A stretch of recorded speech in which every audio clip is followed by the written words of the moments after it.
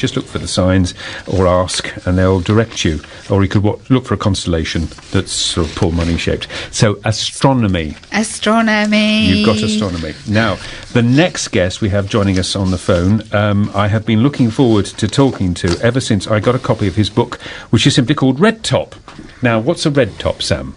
A red top is a newspaper, a tabloid newspaper. I would say perhaps not quite the hugely intellectual kind. Lots of pictures. And they're called red tops because often they have a red top. Yeah, like the sun and the mirror. And this book, interestingly, with that as its pedigree, is called Being a Reporter, Ethically, Legally and with Panache.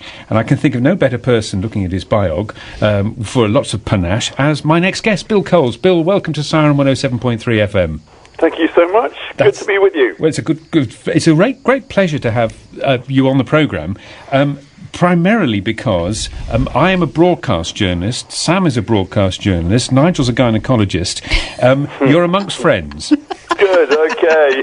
Particularly the gynaecologist. Yes, well, he's looking for a different career now. So, but the interesting thing is, we are all touched by what the print press do, and the print press, of course, outdate or outgun in terms of how long they've been around all of the other current modern media, don't they?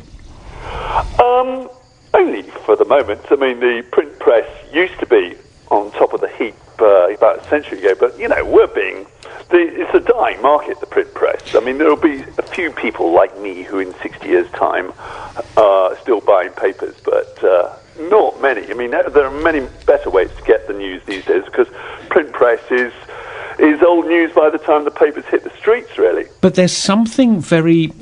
we keep talking about young people who read e-books. They still like the fun of picking up a book and opening the cover. There is still something very visceral about the picking up of a newspaper, even if it's just getting ink all over your fingers. But you know what I mean? And really? I thought that was just for dinosaurs, actually, like me. Oh, OK. Well, there's a studio full of... there's certainly two dinosaurs here. Thank you very much. About to cast me as a dinosaur there. All the kids that I know, hardly any of them actually buy a paper. They'll be getting their news online and that sort of stuff. Will you be... Though in other countries, I mean, I do a bit of teaching in South Africa. I mean, third world countries, print is doing very well now because they don't really have much of an internet. But the interesting thing is, we're starting to teach our new intake of journalism students here at the University of Lincoln, many of who eventually end up here on Siren, on the radio station, learning the craft of radio broadcasting. But if you get them to explore newspapers, and we've had the newbies in now for 3 or 4 weeks, they're getting quite excited about something which actually they're not used to. We actually encourage them because our shop here has them at a discounted price, and they're quite surprised by what they find. Yeah, well, newspapers is a great for any student of journalism, whatever you want to go into, whether it's TV or radio or newspapers, is a really simple way to mine stories. If you're looking for new ideas for stories or for features, you can do no better than either looking at the day's papers, because there you've got all the stories, hopefully, and you can flick through the paper in 5 minutes and follow up anything that's good, that has potential.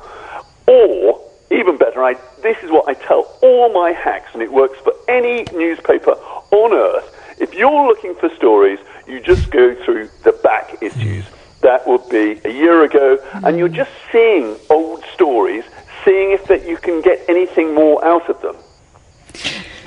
And I was just going to say there, Bill, that the great thing about newspapers is that you can't really miss the stories. I think going through online versions of newspapers can actually be more time-consuming than going through a newspaper itself, because you can just flip. You know, it's the headlines that grab you, or it could be the pictures that grab you.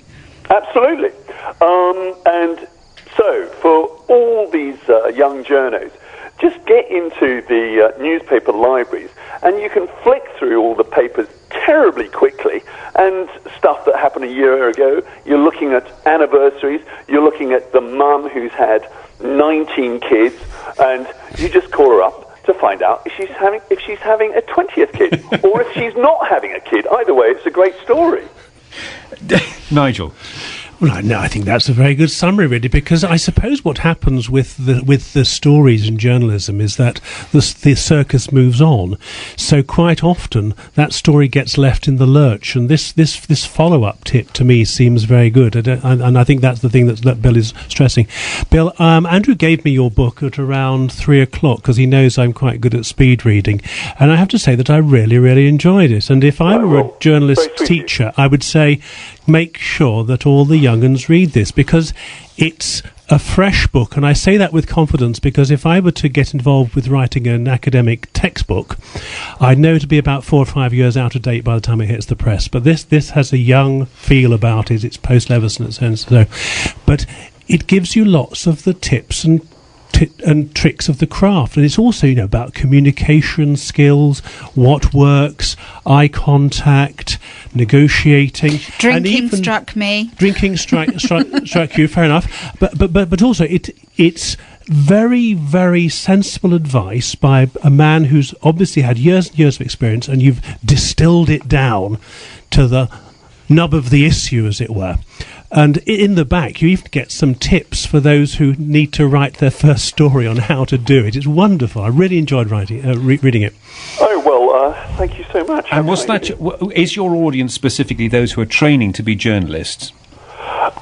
Largely, yes. I'm on this grand tour of Britain at the moment, and I think there are 10,000 media studies in the UK, and I'm hoping that whatever sort of journalism you're interested in, or even if you want to go into PR, I've got the stuff for you. And it's all the things that I know that work and don't work, and each sort of little story is based on some disaster that has usually happened to me or to one of my colleagues. And of course that's the best way to write, and it's certainly the best way to teach, isn't it? Yeah, I mean, people love to hear about disasters, and generally, the only way you learn something is you have a disaster and you think, "Oh, that's the wrong way to do it," and then you work out the right way. Don't do as I do as I say. But it's also quite memorable. It's so if you're reading about other people's disasters. It's also very contemporary. Nigel's mentioned Leveson. We have the PCC code. We have, are they going to sign up to a code? Are they going to sign up to their own internal code or whatever? But then I also noticed page 20. As I write, some of my closest friends are facing a cataclysmic end to their careers after being charged with bribing public officials. And that I felt had... very sobering as I read it, and I just thought, yes, no matter what we might think, these guys have invested a lot in a career, and it's coming crashingly to a close. I take it you've been in contact, and you obviously can't breach any secrets, but why not? Okay, well, breach. All right, go away, please. I mean, is the industry ever going to recover from what it's been through over the last couple of years? Yes, I would have thought so. It's all. I would say the industry is pretty robust, and what happened with News International was after the phone hacking disaster. Then Rupert Murdoch called in. Started his own inquiry about paying people off like civil servants and policemen. And as it happened, the Sun was doing a lot of it. Basically, if you got any sort of story at all, then there was lots of money slopping around in the kitty to pay people. And we didn't much care who the source was, but if it was, say, a civil servant, somebody in the MOD, then they'd get the money. And so that was rife in not just the Sun, but in pretty much every paper, apart from maybe the Independent, which doesn't have any money. So everyone was at it, but it happens to be the people on the Sun who are all getting it in the neck. But, I don't think actually the public's much interested in it or understands it. I mean, bribing public officials. Bribing sounds really, really unpleasant, as if a hack is going around waving great bags of money in front of some civil servant's nose. But in reality, you'd have lunch, and they would want to get the story out for whatever reason. They thought it might be in the public interest, or they wanted to go and land their boss in it for any number of reasons, and the money would come in, but much later, after the story had run. And of course, it's now been given a slightly different sense. It's called whistleblowing in many cases now, which has a completely different tenor to what you're talking about. It's a fascinating read. I'm also interested, apart from the lighter side, and there are some titles here I daren't use on a programme just before the watershed, but you also go into what we in the trade call the death knock, which is probably one of the most difficult things for a young reporter, and it often is a young reporter who's sent out to do it. Now, let's describe what the death... It's basically you going round to the house of someone who's lost somebody just to try and get a story. And I can remember, I've never done it, but I was taught by somebody who said, look, quite often what people want to do, so long as you do it sensitively, is actually at this point, if they let you in, they want to talk. Yes, can be. I mean, death knocks are very often seen on local papers as a sort of way of blooding their reporters and seeing whether they're sort of up for it. And they are particularly tricky because you're going round to a family who's just lost whoever it is. And so long, if you are very sensitive, as you say, then it can work okay. But, it's all a bit skin-crawly because normally, if you've got, say, a friend or relative who's been bereaved, then you're not saying much. But you're actually a hack, and you're going in there and you're trying to get them to talk. But if you're the first one in, it can be quite cathartic for them. However, if you're about the third one in from a national paper, it is very, very... They're slamming the door and all that sort of stuff. It can go horribly wrong. So for reporters, you want to be, as soon as the sort of story drops, you've got to be first in, because on national papers, if there's a buy-up, not necessarily for a death knock, but for a story, by the time, if there's an auction, it all gets particularly fraught. And I just want to ask the question that journalists generally do not have the greatest of reputations. I've got friends who will say, oh my goodness, you're a journalist, and that's whatever. But do you think with things like Leveson that it's actually given us such an even badder reputation? But also, I've got some lovely friends who do work for the Mirror and for the Sun and who are genuinely legitimately good journalists. What's the public's perception now? Well, it's quite interesting that for about the first time that I can remember, all the papers from The Guardian to The Star and The Sun are all unanimously singing from the same hymn sheet. This very rarely happens. And public perception, I don't know. They think they're pretty swayed by powerful people like Hugh Grant, who has quite a plausible argument, that we're just trying to stop these outrages. But what it obviously fundamentally boils down to is who should be calling the shots. Should it be politicians? Should it be hacks? And loathsome though these hacks, well, this is my position, and generally the press's position, that these hacks may be awful and may be doing many awful things, in fact, generally are week in, week out, because it's the nature of our trade that it's done at immense pressure and at some speed. So there are going to be a lot of things going wrong. But who do you want in charge? The hacks or the politicians?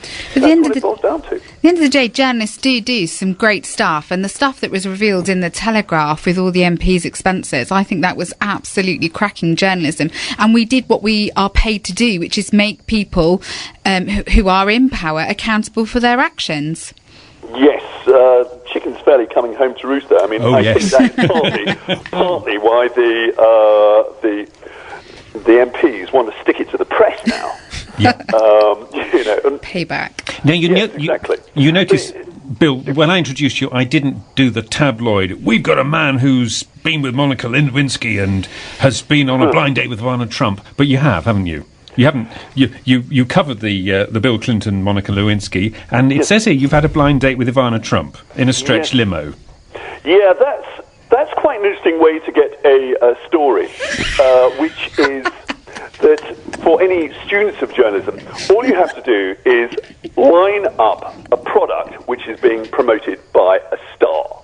In this case, I was in New York, and the product was, I think it was by KFC, and it was called a Tower Burger. Oh, yes, I remember it, yes. Well, it wasn't that brilliant. It was a piece of chicken in a bun. Yeah. But anyway, Big. Ivana Trump, who was then quite famous, now she's not so famous, but anyway, she was Donald Trump's, one of his many exes, and she was the star involved. And so you just go along. If you happen to work on a paper like The Sun, you've got slightly more clout than if you work on a little local rag, but anyway.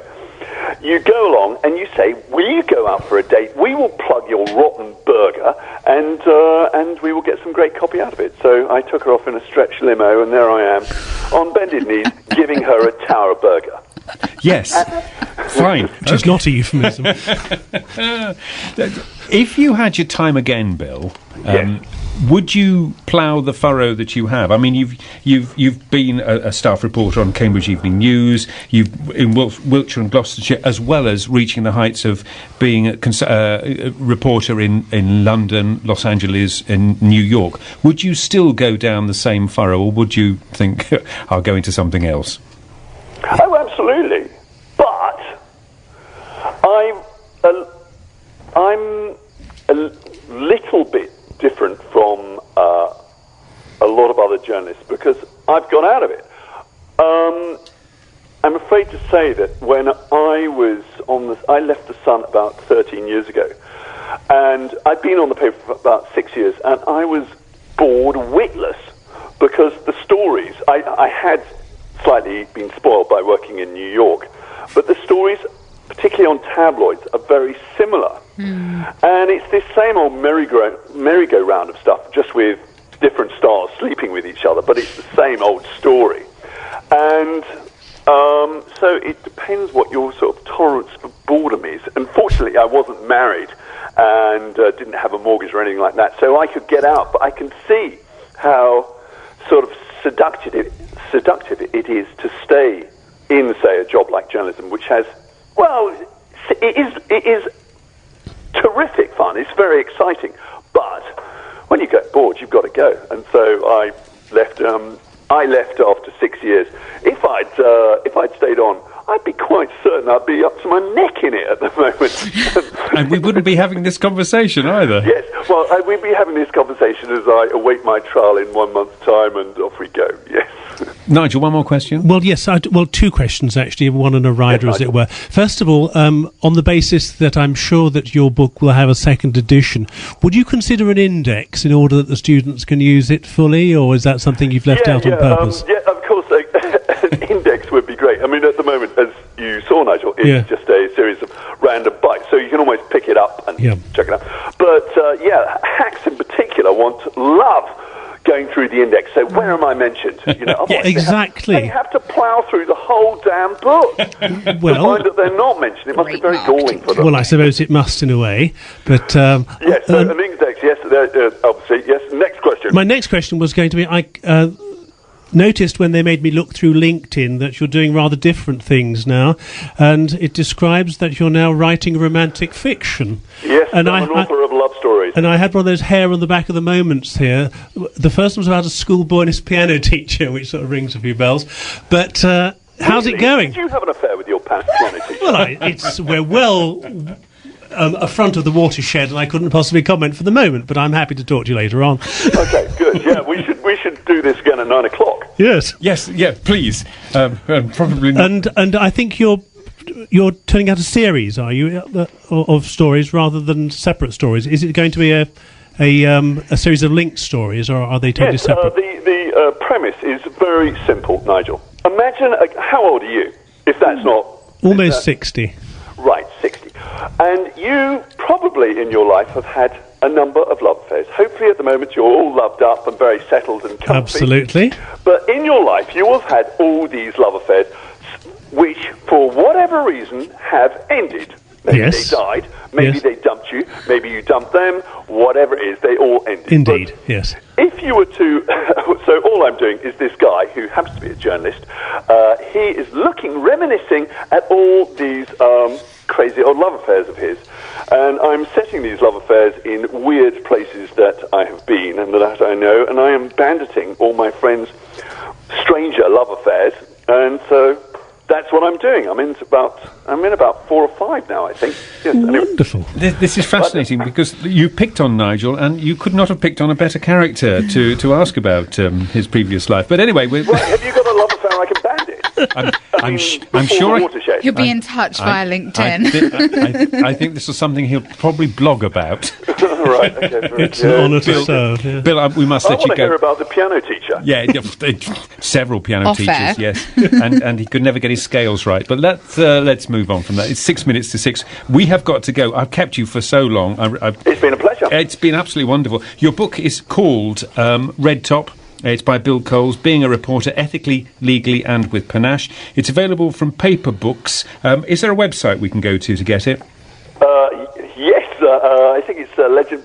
Amazon, that's the one. Go to Amazon. Oh, those people. Go Yes. to Amazon. It's $9.99 with a little bit of postage. It's well worth a good read, and especially if you or maybe someone in your family is getting into or needs some direction in the newspaper industry. This is a cracker. It's going to go into the journalism library upstairs after we finish today's broadcast. Bill Coles, thank you very much indeed for joining us on Siren 107.3 FM. Bill, thank you. Thank you so much for having me. Take care. Bye-bye. Bye-bye. Siren FM.